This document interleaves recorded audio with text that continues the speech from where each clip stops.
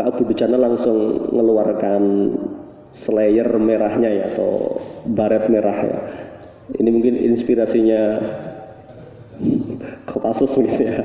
Ya, langsung dikeluarkan selendang merahnya itu, dan semua orang tahu kalau Abu Dujana sudah pakai itu tandanya ya dia tidak bakal mundur walaupun sejengkal.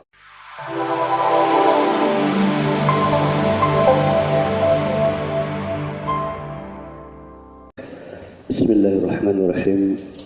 Assalamualaikum warahmatullahi wabarakatuh. Innal hamdalillah nahmaduhu wa nasta'inuhu wa nastaghfiruh wa nastahdihi wa na'udzu billahi min syururi anfusina wa min sayyiati a'malina may yahdihillahu fala mudilla lahu wa may yudlil fala hadiya lahu. Asyhadu an la ilaha illallah wahdahu la syarika lah wa asyhadu anna Muhammadan abduhu wa rasuluh la nabiyya wa la rasula ba'dah. Allahumma salli wa sallim ala nabiyyina wa habibina al-Mustafa Muhammad sallallahu alaihi wasallam wa ala alihi wa ashabihi wa man tabi'ahum bi ihsanin ila yaumiddin. Bapak Ibu hadirin jamaah kajian yang dimuliakan Allah, puji syukur alhamdulillah kembali Allah hadirkan kita di majelis ilmu malam hari ini. Semoga Allah istiqomahkan, semoga Allah mudahkan untuk berbuat yang terbaik, dan mari kita luruskan niat kita agar semua kebajikan yang kita lakukan dinilai sebagai pahala yang sempurna di hadapan Allah Subhanahu wa taala. Baik, kajian kita malam hari ini masuk ayat 144, masih membahas hikmah dari perang Uhud ya. Ini masih membahas hikmah dari perang Uhud. Betul ya Pak, 144 ya? Ya. A'udzu billahi minasyaitonir rajim. Wa ma Muhammadun illa rasulun qad khalat min qablihi ar-rusul. Afa imata aw qutilan qalabtum ala a'qabikum wa man yanqalib ala 'aqibaihi falan yadurrallaha syai'a wa sayajzillahu syakirin. Wa ma Muhammadun, dan tidaklah Muhammad ya, illa melainkan rasulun, seorang utusan. Qad khalat, telah berlalu, min qablihi rusul, telah berlalu sebelum Muhammad itu rasul-rasul Allah yang lain. Artinya bahwa Rasulullah itu hanyalah seorang utusan Allah ya. Afa immata, apakah kalau ia meninggal ya, mati, au kutila, atau terbunuh di peperangan, inqalabtum ala aqabikum, kalian akan berbalik ke belakang. Artinya kalau di sini murtad begitu ya. Apakah kalau Muhammad mati, meninggal, kalian akan murtad itu, tidak lagi taat dengan perintah Allah begitu dalam penjelasannya. Wa may yanqalib, barang siapa yang berpaling, berbalik, ala akibaihi ya, fala yadurrallaha syai'a, maka sekali-kali tidak akan ngefek atau memberikan madarat sedikit pun kepada Allah. Wa sayajzillahu, dan akan memberi balasan Allah asyakirina, kepada orang-orang yang bersyukur ya. Wa ma kana li nafsin an tamuta illa biidznillah, dan tidaklah satu jiwa itu akan mati kecuali dengan izin Allah. Kitaban muajjalah, ketetapan yang sudah pasti. Ya, ajal itu sudah pasti ditetapkan, tidak akan maju, tidak akan mundur. Wa may yurid thawabad dunya, barang siapa menghendaki pahala dunia, ini kebaikan dunia gitu, nu'tihi minha, kami akan berikan ya kebaikan ataupun dunia yang diinginkan itu. Wa may yurid thawabal akhirati, tapi barang siapa yang menghendaki pahala akhirat, nu'tihi minha, kami juga akan berikan dari sisi kami. Wasanadzis syakirin, dan kami akan balas ya dengan kebaikan orang-orang yang bersyukur. Wa ka'ayyin, dan berapa banyak min nabiyyin, dari nabi-nabi, qatala ma'ahu, yang berperang bersamanya, ribbiyuna katsirun, pengikut-pengikutnya yang banyak yang bertakwa, ribbiyun. Fama wahanu, maka ketika Nabi itu terbunuh, Rasulnya terbunuh, fama wahanu, mereka tidak kemudian lemah, lima asabahum fisabilillah, terhadap apa yang menimpa mereka ketika berperang di jalan Allah. Wa madza'ufu, dan tidaklah mereka lemah. Wa masakanu, tidak pula menyerah kepada musuh. Wallahu, dan Allah yuhibbus sabirin, cinta kepada orang-orang yang sabar. Sampai ayat 148 Pak, kalau di tafsir Ibnu Katsir ini kaitan paketan ayatnya agak panjang ya. Wa makana qaulahum, dan tidaklah ucapan mereka illa kecuali angqalu, mereka berkata, Rabbana, ya Allah, ya Rabb kami, ikfir lana dunubana, ampuni dosa kami, wa israfana fi amrina, dan ampuni ya hal-hal yang melampaui batas yang kami lakukan dalam urusan kami, wasabbit, dan kokohkan aqdamana, ya kaki-kaki kami, artinya pendirian kami, wangsurna, dan tolonglah kami, alal qaumil kafirin, dari musuh-musuh Allah, orang-orang kafir. Fa'atahumullahu sawabad dunya, maka Allah mendatangkan untuk mereka kebaikan dunia, wa husna sawabil akhirah, dan kebaikan pahala akhirat. Wallahu yuhibbul muhsinin, dan Allah mencintai orang-orang yang muhsin. Jamaah yang dimuliakan Allah, 144 sampai 148 ini peristiwanya masih terkait dengan perang Uhud.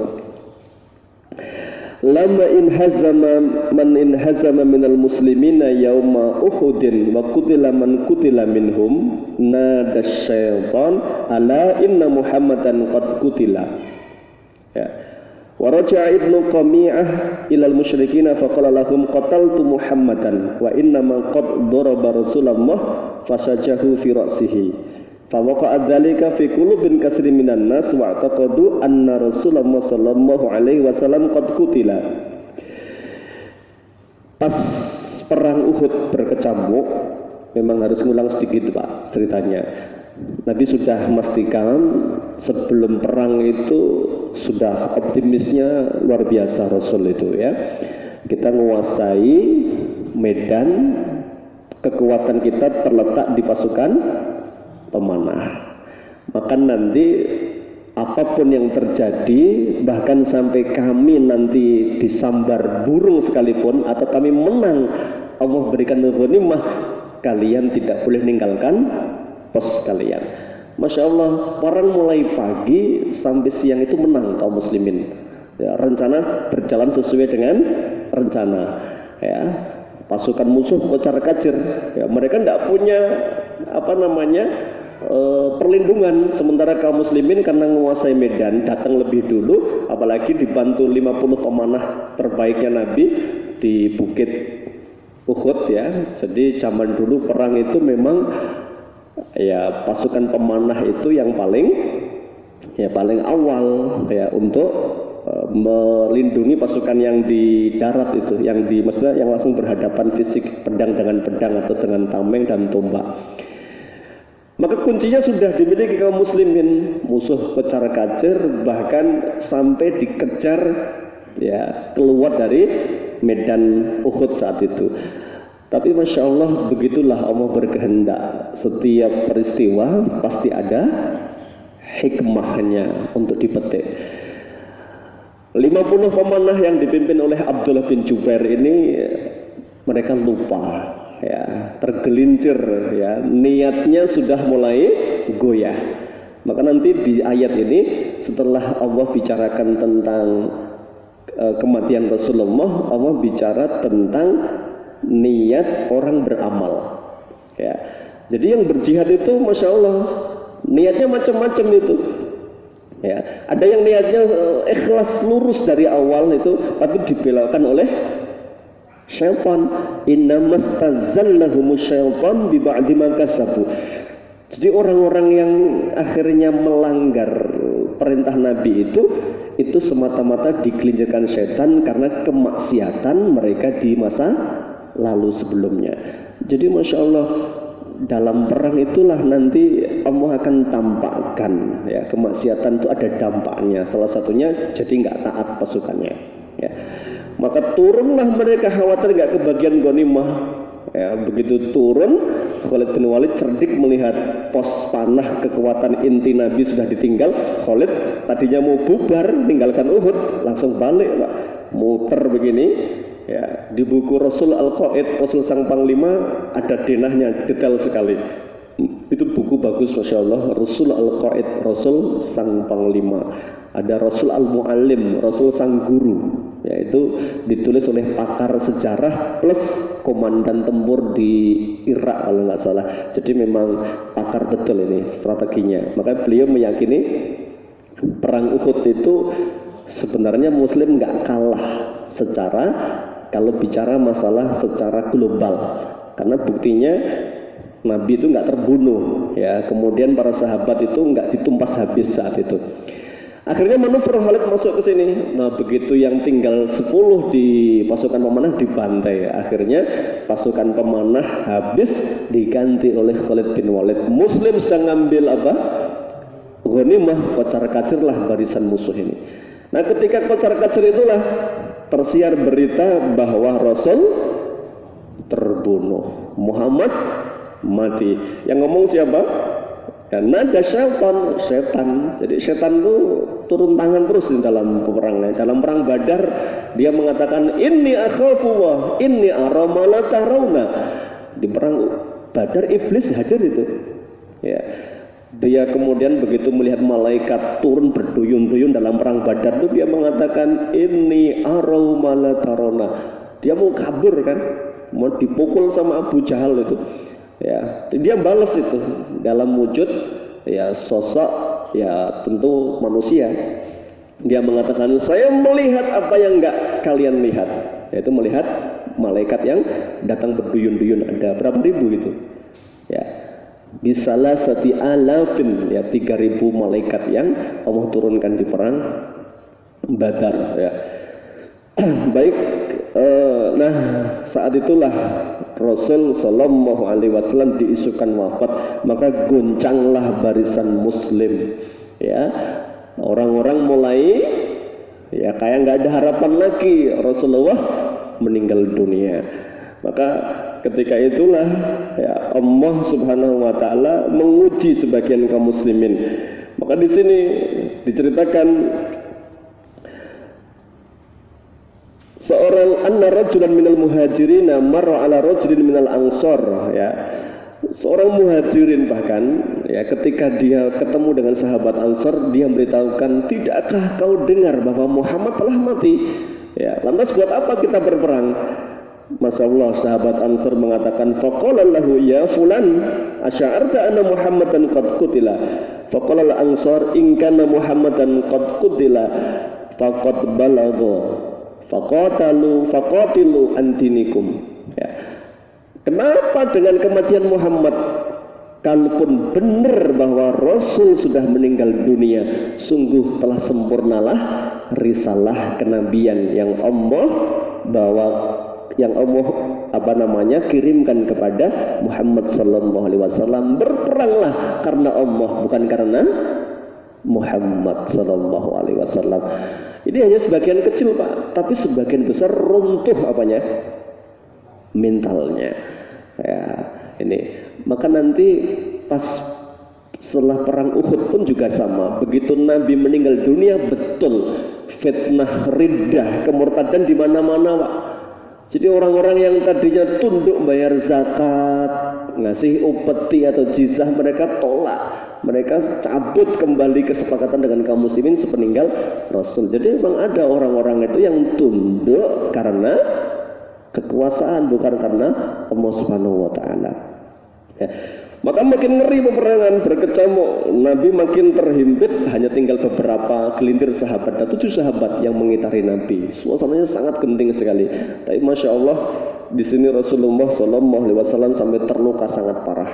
Jadi ada perangkap yang dibuat oleh Ibnu Qomiyah itu, Nabi jatuh terperosok. Begitu jatuh, Nabi di pedang. Kemudian ditangkis dan tembus kena baju besi beliau. Kepala pelindungnya itu sampai gigi Nabi pecah. Ya. Nabi berdarah parah sekali. Ya. Kemudian diangkat oleh sahabat, dan begitu Rasul Shallallahu Alaihi Wasallam diisukan meninggal, Nabi biarkan isu itu. Ya, agar musuh tidak fokus memburu Nabi lagi. Ya, maka Nabi menyingkir sampai pada akhirnya Rasul berhasil ya naik ke bukit Uhud. Nah, ketika berhasil naik itu terlihat oleh beberapa sahabat, salah satunya Abu Dujana. Jadi Abu Dujana itu ini sosok yang Masya Allah ya, begitu perang mau berkecamuk, Nabi langsung angkat pedangnya.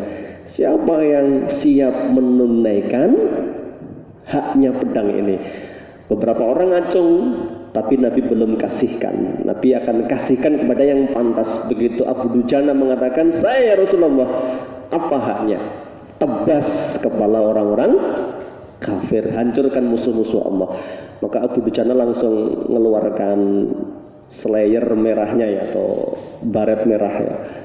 Ini mungkin inspirasinya Kopassus gitu ya. Ya, langsung dikeluarkan selendang merahnya itu, dan semua orang tahu kalau Abu Dujana sudah pakai itu tandanya ya dia tidak bakal mundur walaupun sejengkal. Maka betul dia bawa pedang Nabi berjalan dengan pongahnya. Ya petita-petita mana orang kemelintina cara Jawane lah ya. Pundaknya diangkat, pedangnya diarak, ditarik. Nabi sampai bersabda, sungguh jalan yang seperti ini dimurkai oleh Allah andaikan tidak dalam peperangan. Ya, al-harbu khud'atun, kata Nabi, perang adalah tipu daya. Ya, pesewar Pak. Jadi biar musuh mentalnya runtuh. Loh, kalau mujahidnya jalannya ya ingah-ingih, minggrang-minggring itu ya, musuhnya makin berani ini. Makanya Abu Dujana itu dengan sombongnya begitu dibusungkan dadanya, Nabi mengatakan ini kalau enggak diperang dimurkai sama Allah. Tapi perang itu tipu daya, kata Nabi. Tidak apa-apa, semuanya diperbolehkan asalkan ya tidak melanggar syar'i tadi. Ya, maka betul. Makanya perang di awal itu total musuh kalah telak itu. Tapi sayangnya tadi begitu musuh sudah kalah, tidak sampai mengejar tuntas, malah mengumpulkan ghanimah, dan itulah awal petaka. Memang fitnah harta itu selalu menjadi ujian bagi kaum muslimin. Ya, ini makanya Allah sampaikan, wa innahu lihubbil khairi lasyadid, sungguh cintanya manusia kepada harta amat sangat cinta. Nah, begitu Nabi berhasil naik, maka Abu Sufyan juga nggak berani ngejar sampai atas karena dipanah oleh pasukan Nabi. Jadi Nabi itu setelah dikawal oleh 7 orang lolos dari sergapan musuh, karena musuh nggak bisa menghabisi. Bahkan anak panah tinggal miliknya siapa? Sa'ad bin Abi Waqqas Pak. Itu anak panah satu itu bisa bunuh banyak orang, itu nancep cabut lagi, nancep cabut lagi. Ya, karena memang Masya Allah Sa'ad bin Abi Waqqas itu pemanah paling hebat, paling titis itu. Kalau pasukan Nabi itu Sa'ad bin Abi Waqqas. Ini sahabat yang dijamin masuk surga ya, dari 10 sahabat salah satunya Sa'ad bin Abi Waqqas. Ada Thalhah bin Ubaidillah, ini yang mencabut sisa baju besi yang nempel di gerahamnya Nabi, dicabut, dan karena khawatir menyakitkan kalau pakai tangan, dicabut pakai gigi sampai giginya Thalhah bin Ubaidillah itu potol gigi depannya Pak, sampai potol ompong. Nabi memuji, siapa pengen melihat orang mati syahid tapi masih hidup, lihatlah Thalhah bin Ubaidillah. Itu yang di sekitar Nabi. Ada Zaid bin Harisah, putra angkat Nabi yang Masya Allah, sampai Umar bin Khattab iri melihat cintanya Nabi kepada Zaid bin Harisah. Sampai Nabi mengatakan, Hada Zaid bin Muhammad. Ini Zaid putra Muhammad, bukan putra Harisah. Nanti sampai ditegur oleh Allah. Jadi yang di sekitar Nabi itu hanya orang-orang yang betul-betul ya, pilihan-pilihan Allah dan totalitas membantu Nabi. Jadi tameng betul itu, banyak yang tertancap panah. Ya, begitu Nabi sudah lolos sampai bukit, berkumpullah beberapa sahabat. Nah, mereka tambah semangat begitu melihat Nabi masih hidup. Akhirnya ngumpul semua di sekitar Nabi. Musuh mau ngejar ke atas nggak bisa karena dipanah terus dari atas, sehingga musuh nggak bisa tuntas. Nah, ketika itulah Abu Sufyan dia mengatakan, ya, apakah Muhammad masih hidup? Jadi nanya Pak. Jadi perang zaman dulu tuh kesatria ya, kalau pas istirahat ya istirahat begitu, pas malam ya sudah balik ke tenda lagi, perangnya habis subuh begitu. Makanya Abu Sufyan bertanya, apakah hal minkum Muhammad, apakah di antara kalian masih ada Muhammad? Ya, semuanya diam. Apakah di antara kalian ada Abu Quhafah? Yaitu siapa? Abu Bakar. Apakah di antara kalian ada Umar bin Khattab? Abu Sufyan cukup tanya 3 nama, karena 3 nama inilah penggerak Islam. Kalau 3 nama ini masih hidup, berarti Islam masih berbahaya. Tapi kalau 3 nama ini sudah tidak ada, sudah meninggal, sudah mati, maka selesai Islam ya. Maka ketika itulah Umar bin Khattab mengatakan, sungguh kami masih dengan jelas mendengar suaramu. Kemudian Abu Sufyan mengatakan, ya, Ta'al Hubal ya, maha tinggi Hubal, maha tinggi Uzza, maha tinggi Lata. Kemudian Nabi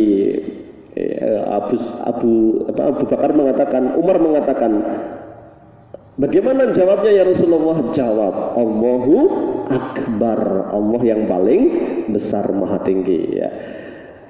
Kemudian Abu Sufyan mengatakan, inilah pembalasan kami dari kekalahan kami di medan Badar kemarin ya. Maka sampai di sini, jadi intinya pasukan musuh nggak bisa menumpas Nabi dan pasukan kaum muslimin, mereka pulang ya. Ini yang dianggap oleh Abu Sufyan sudah setara, mislan bimislin, sawaun bisawain, sama. Dulu kami kalah, sekarang kalian kalah. Maka Masya Allah, sepulang Nabi sampai Madinah, merebaklah isu bahwa kaum muslimin sudah kalah telak porak-poranda. Maka mentalnya mulai jatuh kaum muslimin, dan musuh mulai berani nyusun kekuatan mau menghancurkan kaum muslimin. Maka tidak pakai lama, masih darah belum kering, luka masih terbuka ya, masih kesakitan semua, siang harinya. Jadi sampai Madinah pagi, siang itu Allah kasih perintah kepada Nabi ya, kejar Abu Sufyan dan para sahabatnya. Jadi sampai Madinah itu bukan istirahat Pak. Begitu sampai rumah belum sempat istirahat, Allah kasih perintah kepada Nabi Muhammad, kejar Abu Sufyan. Tujuannya apa? Untuk menaikkan kewibawaan yang hampir rontok karena sudah kalah. Ini berbahaya Pak kalau sampai wibawanya hilang ini. Kenapa? Banyak orang-orang di sekitar Madinah itu yang naruh dendam kepada kaum muslimin. Mereka nunggu hancurnya kaum muslimin. Maka Nabi langsung kumpulkan, yang boleh ikut ngejar Abu Sufyan adalah yang kemarin terlibat dalam perang Badar, dalam perang Uhud kemarin berangkat. Jadi orang-orang munafik itu mau gabung ngejar, tapi nggak boleh sama Nabi karena mereka sudah belot dulu. Tadinya 1000, pulang berapa kemarin? 300. Maka dikejarlah Abu Sufyan, meskipun nggak ketemu, tapi itu sudah cukup. Orang-orang di sekitar Madinah mereka tidak lagi meremehkan. Kesimpulannya, Masya Allah, ini kaum muslim ini hebat nyalinya, berarti masih berani ngejar. Pak, itu yang diinginkan Allah dari kaum muslimin ketika mereka berangkat untuk mengejar Abu Sufyan. Ini peristiwa pertama kaitan ayat ini dengan meninggalnya Rasulullah SAW, isu meninggalnya Rasulullah SAW. Yang kedua, ini dikaitkan dengan riwayat Imam Bukhari. Waqala al-Bukhari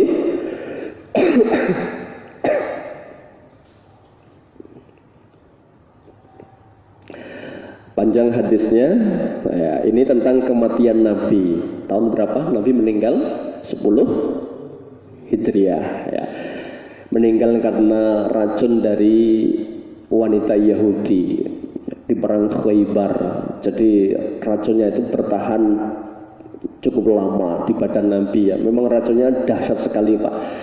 Dan ini wanita Yahudi itu, Masya Allah, dia tahu Nabi itu suka hadiah tapi tidak mau sedekah. Maka Yahudi ini pinter, dan Nabi, dan dia tahu kesukaan Nabi itu adalah sampil, ya, paha bagian depan belakang, ya, sampil itu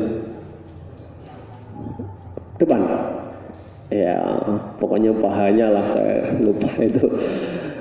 Maka wanita itu tahu.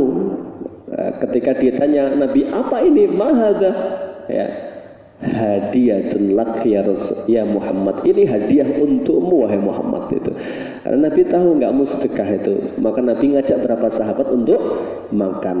Nabi ngambil yang disukai, sambil lagi sahabat mengambil beberapa, kemudian makan. Begitu makan, Jibril memberitahu, karena ada perintah dari Allah, bahwa paha yang dimakan Nabi itu diberi racun. Dan termasuk beberapa sahabat yang makan, beberapa sahabat meninggal di tempat, Pak. Jadi dahsyat sekali memang racunnya itu, meninggal di tempat. Kemudian Nabi langsung muntah, ya, memuntahkan. Langsung Nabi mengundang sahabat yang ahli bekam, kemudian dibekam di area dekat jantungnya. Jadi memang racun itu yang diserang adalah jantung, ya. Maka orang, ya, semua racun bisa itu nyerangnya jantung. Anda kena ular digigit itu mesti jantung yang diserang. Begitu jantung sudah nggak berdegup gini, ya sudah meninggal, ya. Maka dibekam di sekitar jantung. Ini disebut di buku Tibbun Nabawinya Ibnu Qayyim Al-Jauziyah tentang bagaimana menangani racun itu. Masya Allah, semua yang dilakukan Nabi itu adalah wahyu. Maka itu bisa dibuktikan secara ilmiah oleh orang-orang hari ini, ya. Maka dibekam, akhirnya efek dari racun yang sangat mematikan itu bisa banyak dikurangi. Tapi Nabi berkata, sungguh sakitku yang termasuk parah menjelang meninggal itu sisa dari racun yang saya makan dari kambing yang dihadiahkan oleh wanita Yahudi di Khaybar itu, ya. Ini Masya Allah, Rasulullah SAW, ya, akhirnya meninggal dunia. Nah, di hari meninggal dunia itu gemparlah Madinah. Orang-orang yang didengar adalah Umar bin Khattab, karena Umar tinggal pas Nabi meninggal itu, Umar ada di sisi Nabi, sementara sahabat Abu Bakar As-Siddiq itu rumahnya jauh, ya, dari Masjid Nabawi. Maka baru diutus utusan kepada Abu Bakar memberitahukan bahwa Rasul telah meninggal dunia. Umar sedang bicara sama banyak orang, siapa yang mengatakan Muhammad telah mati, dia berhadapan dengan saya. Jadi Umar tak terima Pak Nabi meninggal dunia. Ora mungkin Rasul itu wafat meninggal dunia. Tidak mungkin. Siapa yang mengatakan Muhammad telah mati, dia berhadapan dengan saya. Begitu datang Abu Bakar, disebutkan oleh Imam Bukhari,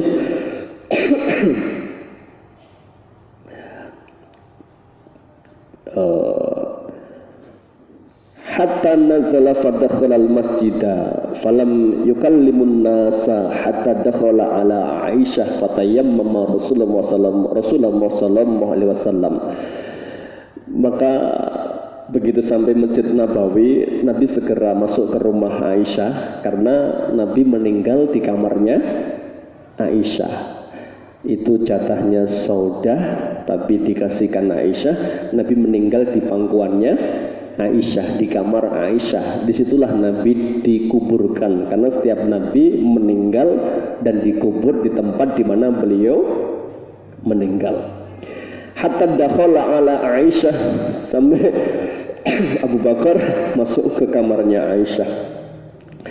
Dan Nabi sudah ditidurkan, diselimuti dengan selimut yang salur tuh yang garis-garis lurus tuh Pak. Kayak selimut zaman dulu tuh ya, selimut salur itu. Tapi nek di orang kita jarik ya Pak, sebelum di kafan itu ya ditutup pakai jarik ya. Itu mayat Jawa mungkin ya, di Jawa gitu ya, karena batik ya itu ya. Dan Nabi pakai kain salur-salur tuh, kemudian dibuka, fakasyafa an wajihi thumma atba alaihi wa qabbalahu wa baka. Kemudian disingkap oleh Abu Bakar, ya, terlihat wajah Nabi, dicium oleh Abu Bakar, keningnya, Abu Bakar menangis. Ini termasuk dalil bolehnya mencium dia mayit sepeninggalnya, dibuka, dicium. Kemudian Abu Bakar keluar, ya, bi abi anta wa ummi wallahi la yajma'allahu 'alaika mautatain, ya, demi bapak dan ibuku ya Rasulullah, sungguh ini adalah kematian dan tidak ada dua kematian. Artinya bahwa benar-benar Rasul telah meninggal dunia. Kemudian Anna Abu Bakr kharaja wa Umar yukallimu nasa. Umar masih ngomong sama orang-orang itu, jangan percaya kalau Rasul telah meninggal dunia. Wa qala Abu Bakar, kemudian menghentikan Abu Bakar Umar yang sedang ceramah itu, ijlis ya Umar, duduklah wahai Umar. Qala Abu Bakar kemudian berkata, amma ba'd, man kana ya'budu Muhammadan fa inna Muhammadan qad mata wa man kana ya'budu Allah fa inna Allaha hayyun la yamut. Ya, man kana ya'budu Muhammadan, siapa yang menyembah Muhammad, sungguh Muhammad telah wafat. Dan siapa yang menyembah Allah, sesungguhnya Allah hayyun, maha hidup, la yamut, tidak akan meninggal dunia. Summa qala Allah Ta'ala, kemudian Abu Bakar membacakan ayat ini 144 ini, wa ma Muhammadun illa rasulun qad khalat min qablihi rusul, sampai akhir ayat 144. Qala fa wallahi la ka'anna an-nasa lam ya'lamu anna Allah unzila hadhil ayat hatta talaha Abu Bakar. Umar langsung lemes dan sadar.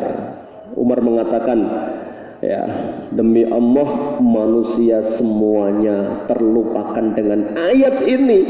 Jadi mereka semuanya tidak terima dengan kematian Nabi itu. Abu Bakar satu-satunya yang masih berpikir jernih dan membacakan ayat ini, tidaklah Muhammad itu kecuali hanya seorang Rasul, yang sebelumnya juga ada Rasul-Rasul dan meninggal dunia.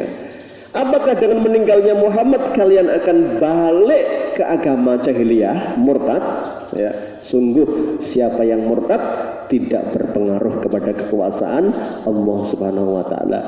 Inilah kehebatan Abu Bakar As-Siddiq, Masya Allah, berpikir tenang, ya, tidak gegabah, dan yakin bahwa setiap yang terjadi atas kehendak Allah Subhanahu wa Ta'ala. Ini peristiwa meninggalnya Nabi Shallallahu Alaihi Wasallam. Kalau mau dilanjut ceritanya nanti kumpul dulu di Bani Sakifah. Orang-orang langsung begitu Nabi meninggal, orang Ansar kumpul. Ya, di Bani Sakifah mereka pengen nunjuk penggantinya Nabi adalah Sa'ad bin Mu'ad. Ya, orang Muhajirin nggak mau terima, penggantinya harus dari Quraisy gitu. Hampir terjadi ya cekcok itu. Ini yang dimanfaatkan celahnya oleh orang-orang Syiah, ya, bahwa kurang ajarnya Ahlus Sunnah itu mereka berebut kepemimpinan padahal Nabi belum dikuburkan itu. Nah, ini Masya Allah Pak. Jadi nanti ini bicaranya adalah bicara tentang pentingnya sebuah kepemimpinan dalam Islam itu. Maka nanti kumpul, diangkatlah Abu Bakar. Abu Bakar pengen angkat Umar, tapi didahului oleh Umar. Umar berbaiat, ya. Akhirnya semua orang ngangkat Abu Bakar As-Siddiq. Di hari meninggalnya Nabi langsung Abu Bakar diangkat sebagai pemimpin karena sudah ada sinyal. Ketika Nabi sakit parah itu Nabi kan nggak ke masjid, nggak mimpin sholat. Begitu tahu yang mimpin sholat Umar, Nabi nggak berkenan. Ya, Nabi nggak berkenan. Ya, Nabi berkenannya yang mimpin sholat adalah Abu Bakar. Umar sampai berkata, demi Allah, hari yang paling saya sesali adalah saya jadi imam dan tidak dikehendaki oleh Rasulullah. Ya, ini sinyal bahwa Rasul meskipun nggak ngutarakan penggantiku adalah Abu Bakar, itu sudah cukup jadi sinyal sepeninggal Nabi pemimpin kaum muslimin adalah Abu Bakar As-Siddiq. Ya, maka dibayatlah Abu Bakar, ya, dan kaum muslimin terhindar dari perebutan kekuasaan saat itu. Ini para jamaah sekalian, ayat ini dua kali dijelaskan, satu kaitan dengan isu meninggalnya Nabi di medan Uhud dan tidak benar. Yang kali ini meninggalnya Nabi di tahun 10 kenabian dan itu betul, 10 Hijriah maaf, dan itu betul sampai mengguncangkan Jazirah Arab. Makanya Umar bin Abu Bakar As-Siddiq begitu naik jadi pengganti Nabi, Khalifatur Rasul, ya, bukan Amirul Mukminin julukannya. Nanti Amirul Mukminin itu yang pakai pertama adalah Umar bin Khattab. Kalau ini Khalifatur Rasul, pemimpin pengganti Rasul. Langsung itu kan sudah mau memberangkatkan pasukan menyerang Romawi itu. Kemudian Abu Bakar As-Siddiq tetap memberangkatkan yang ke Romawi dan menang, tapi Abu Bakar tidak lupa langsung, ya, memerangi orang-orang yang murtad dari Islam. Maka sepeninggal Nabi yang murtad banyak. Tokoh utamanya adalah Musailamah Al-Kadzab.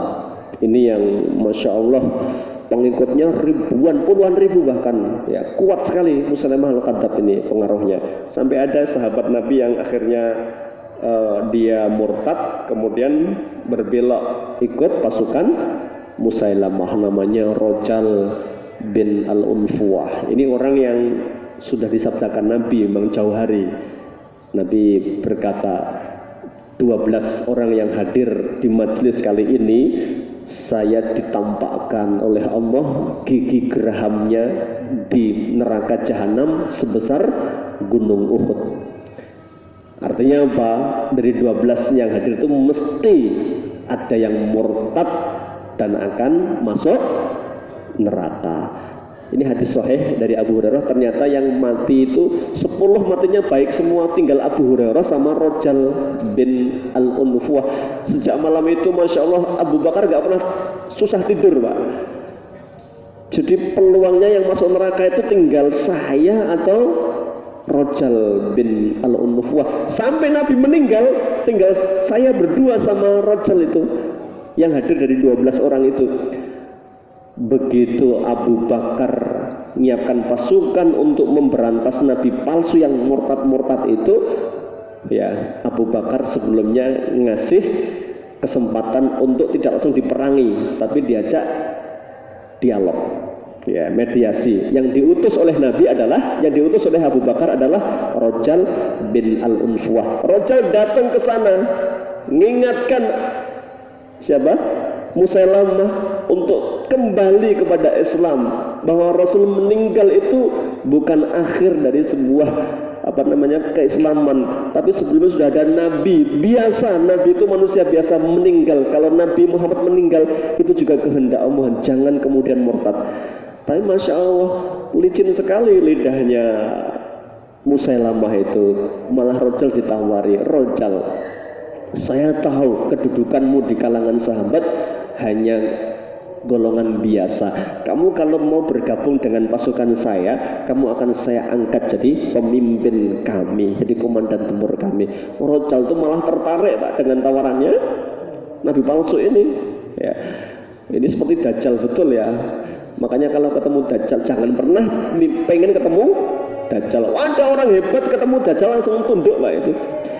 Maka begitu Rojal malah murtad, Abu Bakar milih orang lain untuk memimpin pasukan memerangi Musailamah. Peranglah Rojal di barisan Musailamah, mati di barisan Musailamah. Siapa yang paling bahagia? Abu Hurairah. Alhamdulillah, berarti yang masuk neraka itu adalah Rojal bin Al-Unfuah, karena dia mati di barisan Nabi palsu tadi. Nah, ini kisah pelengkap dari peristiwa Dzaturidah, perang melawan orang-orang murtad. Jadi Masya Allah Pak, inilah pentingnya kita berislam itu karena Allah, kita bergerak karena Allah, kita beribadah karena Allah, bukan karena sosok, bukan karena nabi, bukan karena ulama, bukan karena organisasi, bukan karena apa. Karena kalau semua beramal selain lillah, itu mesti akan berhenti dan putus asa. Ya. Maka Khalid bin Walid itu meskipun dipecat jadi jenderal oleh Abu Bakar, oleh Umar bin Khattab, dia mengatakan, saya tetap Khalid meskipun bukan pemimpin perang. Saya tetap berjihad. Saya perang bukan karena Umar, tapi perang karena Allah. Jadi komandan dan jadi pasukan, saya tetap berjihad membela agama. Ini orang hebat, orang ikhlas betul ini. Maka fitnah kematian Nabi itu Masya Allah, orang yang lemah imannya banyak yang murtad ternyata. Baik, sampai ayat 144, berikutnya nanti 145. Ini ada pembahasan panjang, hukum beramal karena niat dunia. Orang sedekah pengen sugih, orang sholat duha pengen dagangannya laris, orang pengen tahajud agar dimudahkan urusannya, orang baca Quran pengen segera punya momongan, orang punya ini dibahas ternyata dengan detail oleh para ulama, ya, dikaitkan dengan ayat 145 ini. Baik, insya Allah itu dibahas pada pertemuan yang akan datang.